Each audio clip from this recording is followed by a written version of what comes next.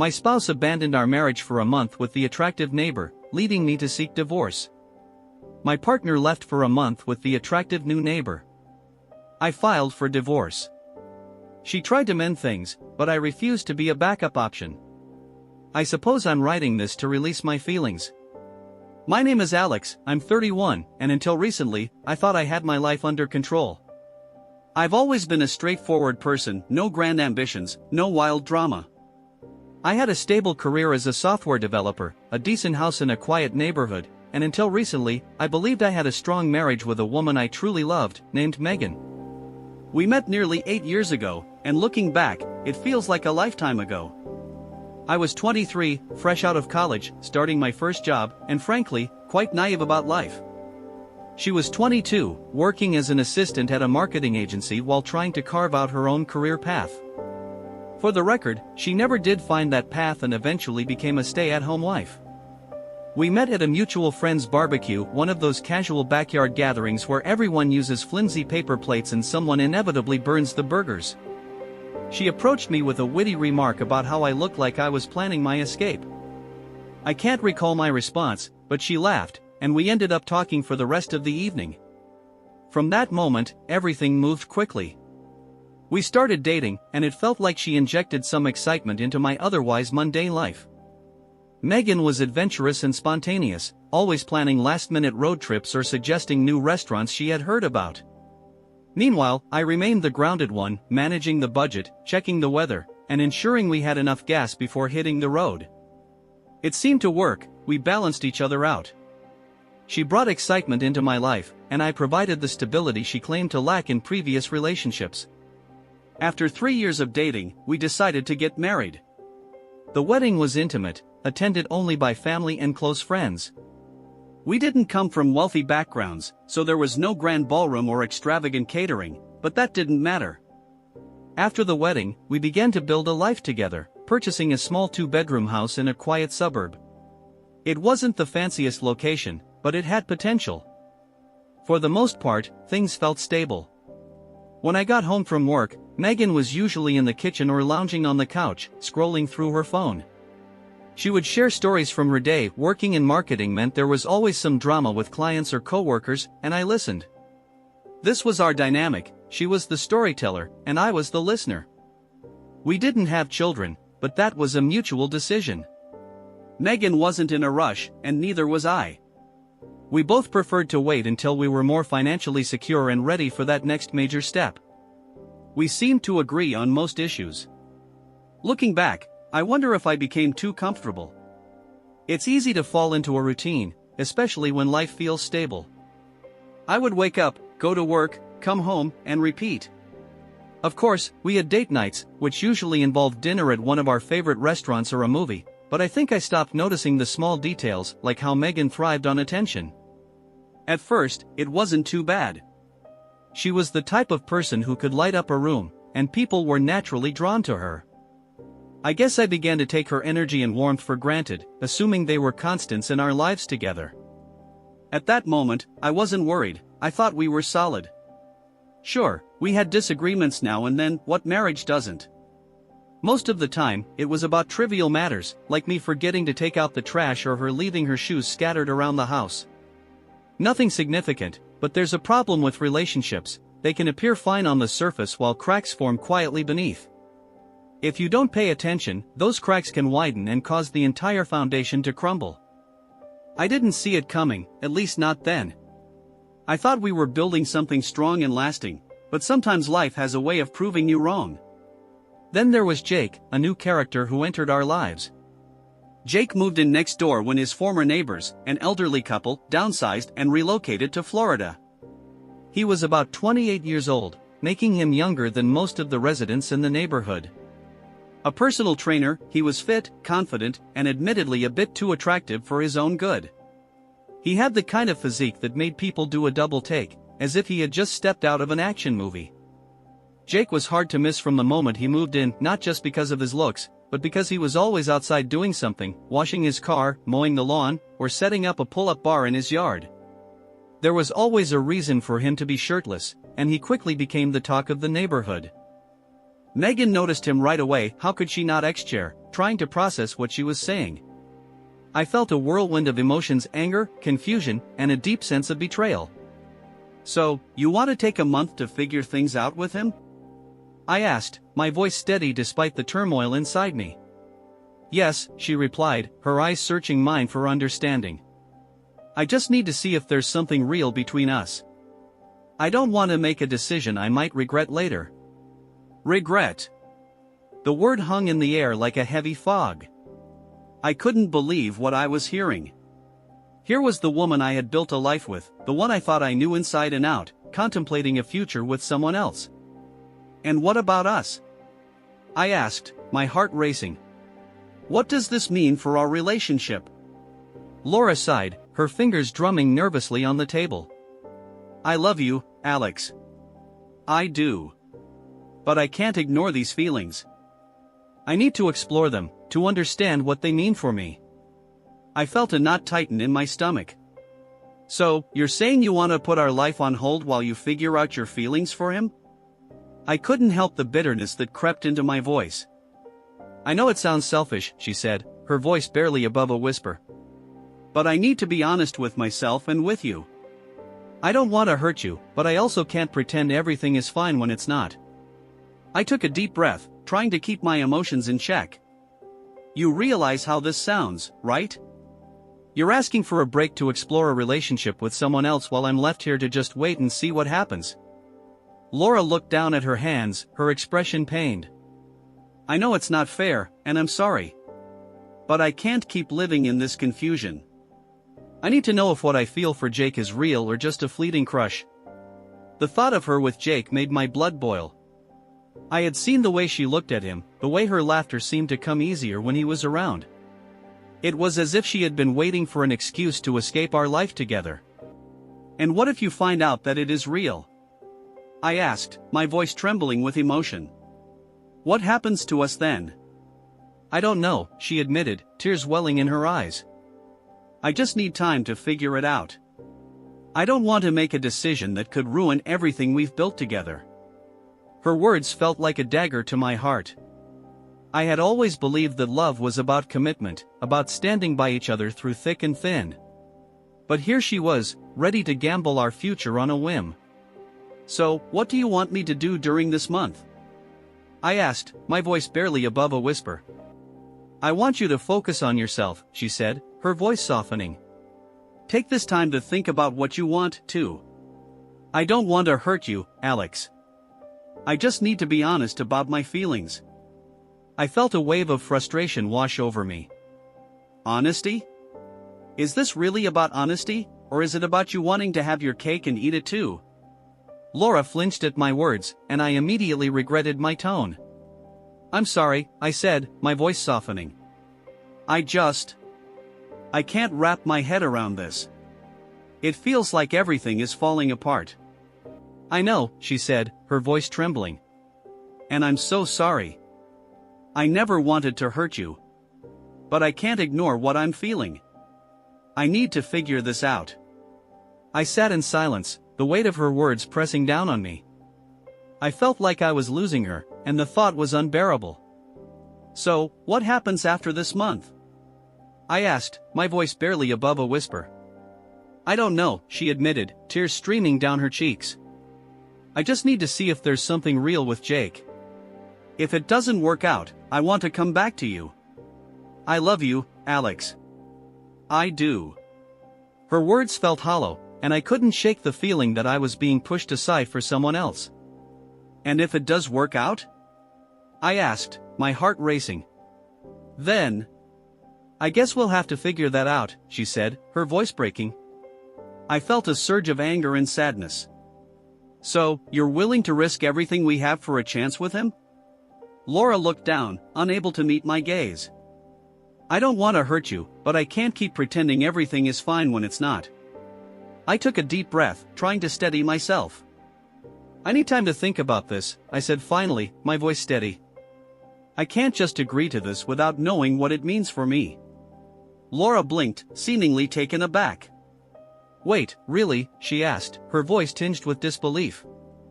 "Sure," I replied, shrugging as if it were no big deal. "If you think that's what you need, go ahead. Her expression flickered, caught between uncertainty and relief, as if she couldn't tell whether I was being genuine or sarcastic. I just think it's the best way to figure out where my heart is, she admitted cautiously. Sure, I replied again, my tone flat. Do what you need to do. Inside, I was already done. The moment she mentioned wanting to spend a month with another man, my mind had flipped a switch. I didn't want to reveal my cards just yet. If she was willing to abandon our marriage for a fantasy with a neighbor, I was curious to see how far she would go. Laura let out a relieved sigh, as if she had just been granted permission to embark on a heroic quest. Thank you, she said, reaching across the table to touch my hand. I know this is a lot to ask, but I really believe it's the right thing for us. I stood up and grabbed my coffee mug, pulling my hand away. Sure, I repeated, my voice devoid of emotion. After that, she said nothing, simply sitting there, likely contemplating the fact that I wasn't arguing or fighting. But inside, I was already plotting my next move.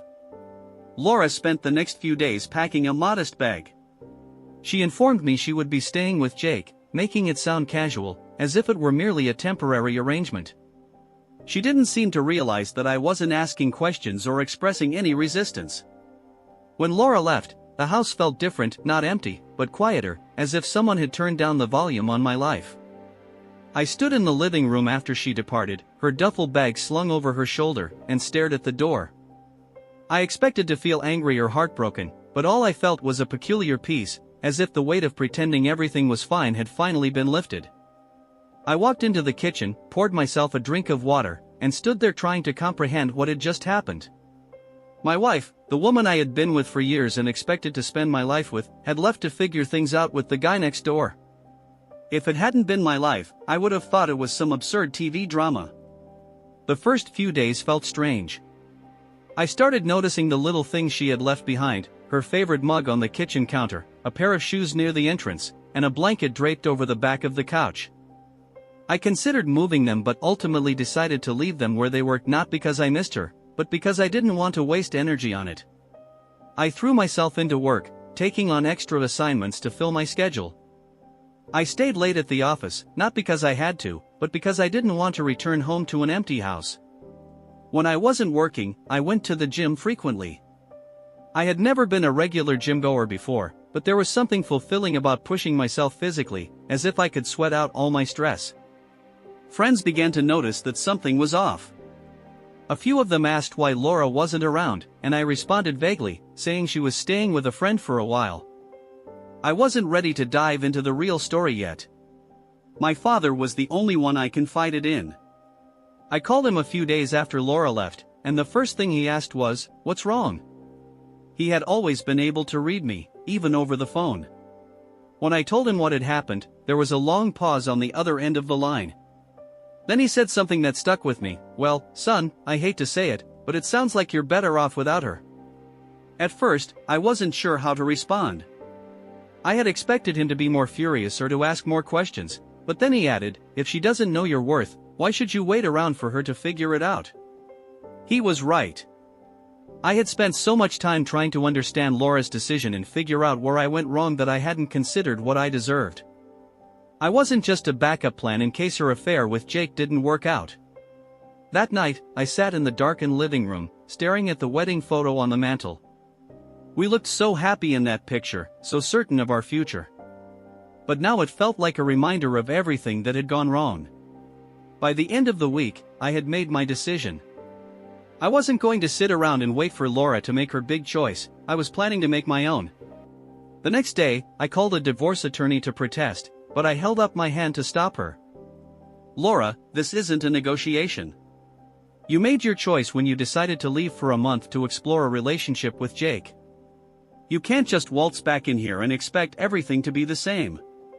Her expression shifted from anger to desperation. "I know I messed up, but I thought we could work through this. I thought you would understand that I needed time to figure things out." "Time?" I echoed, incredulous. "You took time to figure out if you wanted to be with him or not. And now that it didn't work out, you think you can just come back and pick up where we left off? That's not how this works. Laura's eyes filled with tears, and for a moment, I felt a flicker of sympathy. But I quickly reminded myself of the pain she had caused. You can't just treat me like a safety net, Laura. I deserve better than that. She took a step closer, her voice trembling. Please, Mike. I love you. I made a mistake, and I realize that now. I was caught up in the excitement, but I want to come back to you. I want to fix this. I shook my head, feeling a mix of anger and sadness. You say you love me, but love isn't about running off to explore other options. Love is about commitment, and you broke that commitment when you left. Laura's face fell, and I could see the realization dawning on her. I didn't mean to hurt you, she said softly, her voice barely above a whisper. I thought I needed to find myself. And in the process, you lost us, I replied, my voice steady. You can't just expect me to forget that. I can't be your second choice, Laura. I won't be. She looked down at the divorce papers, her expression a mix of disbelief and regret. I thought we could work through this, she repeated, her voice cracking. I thought so too, I said, my heart heavy. But you made your choice, and now I'm making mine. I deserve someone who chooses me wholeheartedly, not someone who sees me as a fallback. Laura's shoulders slumped, and I could see the fight leaving her. So, this is it, she asked, her voice barely above a whisper. This is it, I confirmed, feeling a sense of finality wash over me. I'm moving on, and I hope you can find what you're looking for, but it won't be with me. She stood there, tears streaming down her face, and for a moment, I felt a pang of guilt. But I quickly reminded myself that I had to prioritize my own well-being. I had spent too long trying to understand her choices and justifying her actions. It was time to take control of my own life. I hope you find happiness, Laura, I said, my voice softening slightly. But I can't be part of your journey anymore. With that, I turned away, leaving her standing there, clutching the divorce papers as if they were a lifeline. I walked back to the couch, feeling a mix of relief and sadness. I had made my decision, and while it hurt, I knew it was the right one. As I sat down, I felt a sense of clarity wash over me. I was no longer waiting for her to choose me, I was choosing myself. The road ahead would be challenging, but I was ready to embrace it. I had spent too long in the shadows of someone else's choices, and now it was time to step into the light of my own future. I had already made up my mind. The remainder of the conversation was a blur. She tried to argue and guilt me into changing my mind. She talked about our history, our home, and even the possibility of starting a family someday, but nothing worked. Finally, she stormed out of the house. I stood there for a moment, staring at the empty space where she had been, feeling nothing, no sadness, no regret, no second thoughts, only relief. Later that night, I called my lawyer to inform him that Laura had seen the paperwork. How did she take it? He asked. Not great, I remarked, smirking. Do you want to give her time to process, or should we move forward? Move forward, I instructed without hesitation. It wasn't easy standing up to Laura, but it was ultimately the right thing to do. She viewed me as a backup plan in case her fling didn't work out, and if she thought I would accept that, she clearly didn't know me as well as she imagined.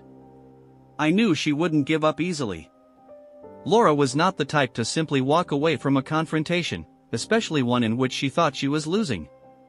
I had hardly sat down when my phone buzzed with a text from her, "This isn't over." I gazed at the message for a second before locking my phone and tossing it on the couch. She was right, it wasn't over, not yet, but it would be soon enough. The following several days were eventful, to say the least. Laura arrived unannounced the next evening, banging on the door as if she were trying to break it down. "Mike, open the door," she exclaimed. I opened it, keeping a bland attitude. "What do you want, Laura?" She rushed past me and stormed into the living room as if she still lived there. "We need to talk," she stated, pacing back and forth. "You can't just file for divorce without giving me a chance to fix things," she insisted. I leaned against the doorframe and crossed my arms. "You had your chance," I replied quietly. "You made your decision when you left."